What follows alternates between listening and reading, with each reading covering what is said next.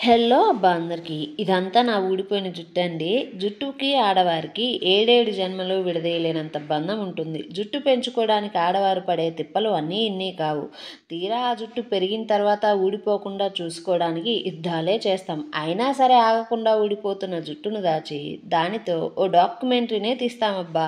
ఇంట్లో ఆడపిల్లలుంటే వారికి రబ్బర్లు, చెంపపిన్నులు, జేబుపోగులు, పిన్నీసులు అంటూ చిట్టెంటికల వాళ్ళ దగ్గర పెద్ద పోరాటమే చేస్తాం. లేదా జుట్టు ఊడి మరీ కొత్తిమీర కట్టెలా జడ ఉంది అంటే ఆ ఊడిన జుట్టుతోనే సవరం కట్టించి వివరంగా వాడుకుంటాం. అది కాదు అంటే వంటగదిలో వస్తువుల కోసం బేరాలు ఆడుతూ ఉంటాం. పాలగిన్నె అంటూ, కూర సెట్ అంటూ, పిల్లలకు స్నాక్స్ బాక్సులు అంటూ పొదుపు బాట పట్టేస్తామనుకోండబ్బా! మరీ పసిపిల్లలున్న ఇంట్లో అయితే దిష్టి తాడుతో సహా ఊడిన జుట్టుతోనే చేయించేస్తాంరా బాబు! అందుకే అంటారు మమ్మల్ని మిడిల్ క్లాస్ మమ్మీలు అంటూ. ఏం చేద్దాం ఊడిన జుట్టు ఊరికి తీసుకుపోయి ఏదో ఒక వివరం చేద్దామని చూస్తున్నానబ్బా!